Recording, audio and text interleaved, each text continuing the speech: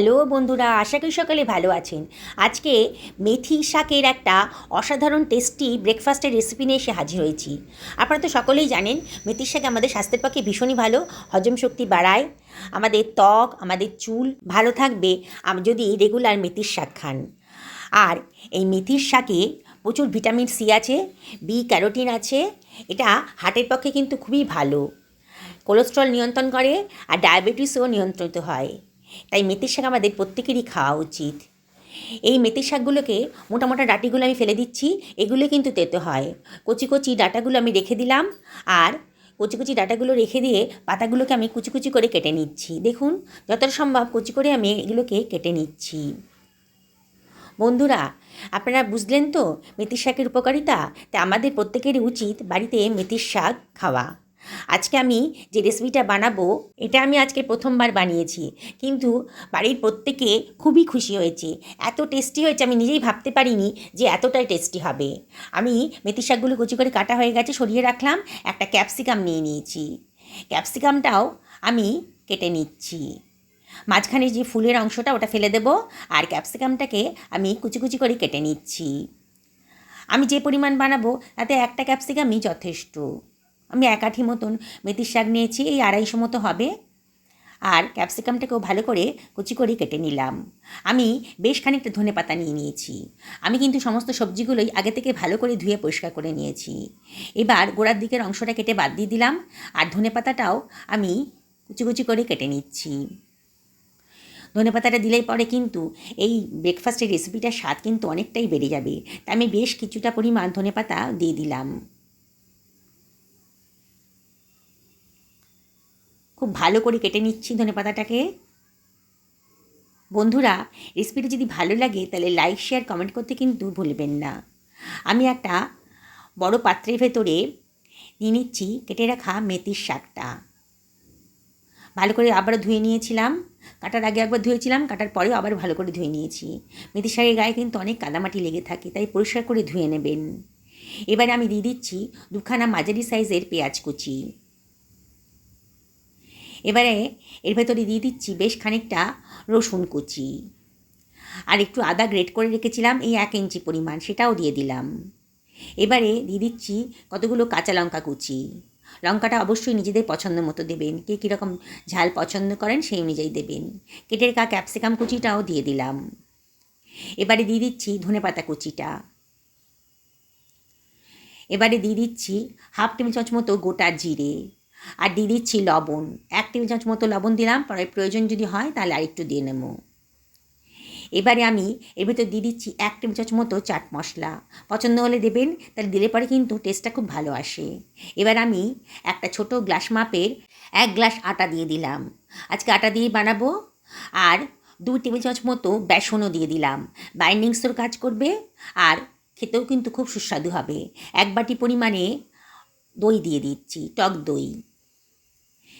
যতটা আটা নিয়েছিলাম সেই সমপরিমাণ টক দই আমি দিয়ে দিয়েছি। দিয়ে হাত দিয়ে ভালো করে মেখে নিচ্ছি।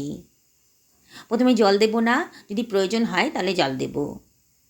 বন্ধুরা, যারা আজকে আমার চ্যানেলে প্রথম দিন তাদেরকে আমি রিকোয়েস্ট করবো আমার চ্যানেলটা সাবস্ক্রাইব করার জন্যে। পাশে থাকা বেল আইকনটা অবশ্যই ক্লিক করে দেবেন, তাহলে আমার রান্নার নোটিফিকেশানটা আপনারা চটজলদি পেয়ে যাবেন। খুব ভালো করে আমি মেখে নিচ্ছি। দেখুন বন্ধুরা, এখনও পর্যন্ত কিন্তু আমি কোনো জল দিইনি। আপনাদের যদি জলের প্রয়োজন হয় তাহলে দেবেন, আমার জলের প্রয়োজন আর হবে না।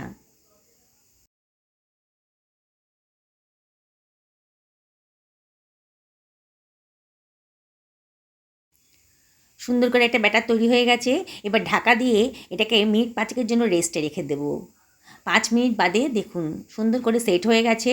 এবার হাতের তালুতে আমি সামান্য পরিমাণে তেল লাগিয়ে নিচ্ছি। নিয়ে এখান থেকে একটা বড় সাইজের লেচি কেটে নিচ্ছি। নিয়ে লেচিটাকে একটু চাপ দিয়ে গোল গোল করে করে নিচ্ছি। এরকম করে আমি বানাবো আজকে। একটা ফ্রাই প্যান আমি গরম করতে দিয়ে দিয়েছি। ফ্রাই প্যানটা যেন বেশ গরম হয়ে গেছে, তখন সামান্য একটু অয়েল ব্রাশ করে দিচ্ছি। আজকে যে রেসিপিটা বানাবো না বন্ধুরা, একেবারে নামমাত্র তেলে এটা বানিয়েছি। দেখুন, আমি অয়েলটা ব্রাশ করা হয়ে গেছে যখন, তখন হাতের মধ্যে যে লেচিটা নিয়েছিলাম, সেই লেচিটাকে আমি একটু থুপে থুপে দিয়ে দিচ্ছি। দেখুন কীভাবে দিচ্ছি, এইভাবে করবেন, তাহলে কোনো অসুবিধাই হবে না। দেখুন বন্ধুরা, আমি আরেকটাও দিয়ে দিলাম। আমার যেরকম ফ্রাই প্যানটা সাইজ, তাতে আমি 3খানা এরকম ব্রেকফাস্টের রেসিপি দিতে পারবো। আরেকটাও দিয়ে দিচ্ছি। বানানোটা কতটাই সোজা দেখছেন তো, একবার দেখলেই কিন্তু বানিয়ে ফেলতে পারবেন। আর আমি এটা প্রথমবার যদিও বানিয়েছি, বাড়ির সবাই কিন্তু এত পছন্দ করেছে যে আরেকদিন আমাকে বানাবার জন্যে রিকোয়েস্ট করেছে।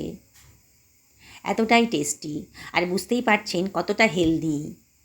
এখানে মেথি শাক আছে, ক্যাপসিকাম আছে, ধনেপাতা আছে, সবই কিন্তু খুবই আমাদের স্বাস্থ্যের পক্ষে ভালো। আমি মিনিট খানেক এটাকে ঢাকা দিয়ে রান্না করে নিয়েছি। দেখুন ওপরের পোর্শনটা কিন্তু শুকিয়ে গেছে মিনিট খানেকের মধ্যে। আমি আবার ওপর থেকে একটুখানি অয়েল ব্রাশ করে দিচ্ছি। আমি খুব সামান্য তেলে আজকে এটা রান্নাটা করছি, তবে আপনারা যদি মনে করেন যে একটু বেশি তেলে করবেন তাহলেও কিন্তু করতে পারেন। তবে আমার মতে কি, একদিন এরম করে বানিয়ে খান, লেস অয়েলে বানিয়ে খান, স্বাস্থ্যের পক্ষেও ভালো, আর খেতেও কিন্তু দারুণ সুস্বাদু হয়েছিল। আমি এগুলোকে এপিট ওপিট করে ভালো করে ভেজে নিচ্ছি। একটু চেপে চেপে ধরবেন, তাহলে ভেতরটাও খুব ভালো করে ভাজা হয়ে যাবে, কাঁচা ভাবটা একেবারেই থাকবে না। দেখুন বন্ধুরা, কতটা সুন্দর দেখতে লাগছে। এপিট ওপিট ভালো করে ভেজে নিচ্ছি, সুন্দর একটা কালারও চলে এসেছে। এই রেসিপিটা কিন্তু যারা ওয়েট লস করতে চান তারাও কিন্তু খেতে পারবেন, যারা ডায়েটে আছেন তারাও খেতে পারবেন। বাড়িতে যদি কোনো অসুস্থ ব্যক্তি থাকেন তাকেও কিন্তু এই রেসিপিটা আপনি করে খাওয়াতে পারবেন। একেবারে লেস অয়েলে তৈরি করা, সবজিতে ভরপুর, পুষ্টিতে ভরপুর এই রেসিপিটা খুবই সুস্বাদু। যেমন টেস্টি সেরকমই হেলদি হয়েছে। আমি আবারও গরম ফ্রাই প্যানটার ভেতর একটুখানি অয়েল ব্রাশ করে দিলাম। দেখুন কত সামান্য অয়েলেই কিন্তু কত সুন্দর একটা রেসিপি তৈরি হয়ে যাচ্ছে। আর স্বাদ কিন্তু আমি বলছি খুবই সুন্দর। তাও আপনারা নিজে একদিন ট্রাই করে দেখুন। বললাম তো, একদিন যদি বানিয়ে খান না, প্রতিদিন আপনাদের বানিয়ে খেতে ইচ্ছা করবে। আমি বাকি নাস্তাগুলো একইভাবে তৈরি করে নিচ্ছি। যেসব বন্ধুরা এই রেসিপিটা ফেসবুক থেকে দেখছেন তাদেরকে আমি রিকোয়েস্ট করব আমার পেজটা ফলো করার জন্যে। ভালো লাগলে রেসিপিটা লাইক করবেন, কমেন্ট করবেন। আপনাদের লাইক আর সুন্দর সুন্দর কমেন্ট পেলে আমার ভিডিও করার উৎসাহ কিন্তু অনেক গুণ বেড়ে যায়। আগের মতনই দেখুন 1 মিনিটের মধ্যেই কিন্তু আমার ওপরের পোর্শনটা বেশ শুকিয়ে গেছে। এবারও একটুখানি অয়েল ব্রাশ করে দিচ্ছি। এত টেস্টি রেসিপি তৈরি হতে পারে এই সামান্য তেল দিয়ে, আপনারা না খেলে বিশ্বাসই করতে পারবেন না। তাই বারে বারে আপনাদেরকে আবারও রিকোয়েস্ট করব, একদিন অবশ্যই বাড়িতে বানিয়ে ফেলুন। দেখুন কত অল্প সময়ের ভেতর কিন্তু আমার তৈরি হয়ে গেল। এটা বানাতে আমার 10 মিনিটের বেশি কিন্তু টাইম লাগেনি। আমি একটা সার্ভিং প্লেটের মধ্যে এটাকে সার্ভ করে দিচ্ছি। দেখুন কত সুন্দর দেখতে লাগছে। আর এটা খাওয়ার জন্য কোনো তরকারির প্রয়োজন হবে না। একটুখানি সস কিংবা রায়তা বানিয়ে নেন যদি, তাহলে কিন্তু খেতে পারবেন। গ্রিন চাটনির সঙ্গেও এটা খেতে কিন্তু খুবই ভালো লাগবে। আমি আজকে গ্রিন চাটনি বানাতে পারিনি, তাই আজকে আমি এটা শুধু শুধুই খাবো। তবে আপনাদেরকে বলবো যে একটা গ্রিন চাটনি হোক কিংবা রায়তা হোক, এটা বানিয়ে নেবেন, দারুণ টেস্টি। আমি একটা ছিঁড়ে দেখাচ্ছি, ভেতরটা পুরো সবজিতে ভরপুর। যারা সবজি খেতে পছন্দ করেন না তারাও কিন্তু এটা খুব পছন্দ করে খেয়ে নেবেন। বাড়ির বড় থেকে ছোট সবার স্বাস্থ্যের প্রতি নজরে রাখতে গেলে আপনাকে এই রেসিপিটা বানাতেই হবে। সকলে ভালো থাকুন, এই কামনা করে ভিডিওটা শেষ করলাম। নমস্কার।